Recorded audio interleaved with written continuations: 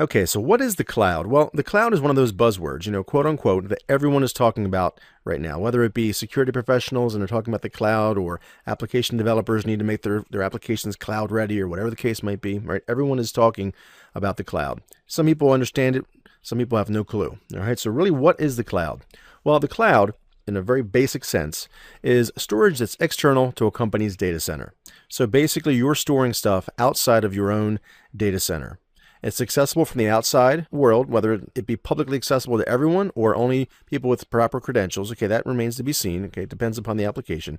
And then you also need to define, is it simply storage or is there automation behind that? In other words, is it just an application that is cloud enabled? In other words, it sits out in some public data center? Or is it something that you may offer to your internal customers and give them the ability to provision virtual machines, to provision databases, to provision some type of development environment, whether it might be OpenShift or Cloud Foundry or some type of development environment to allow them to quickly spin up that environment? Okay, that all can kind of focus around a cloud infrastructure.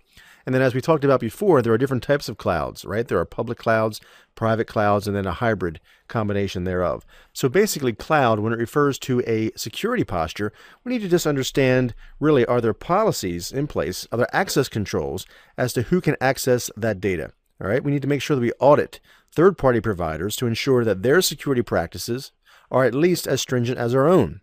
Because remember, we talked about in a previous video, our security, just generally speaking, is really only as effective as the weakest link, right? It's only as strongest as the weakest link. That pretty much goes for anything, but it's especially important with security.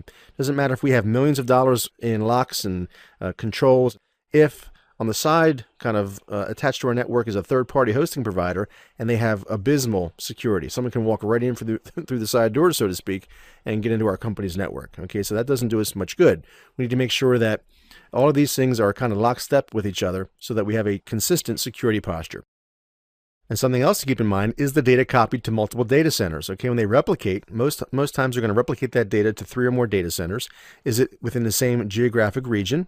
Or do they copy that off-site somewhere? Or do they copy that out of the country? All right, so it's important to understand where that data is being copied to and replicated to from a compliance perspective, but also from a security perspective.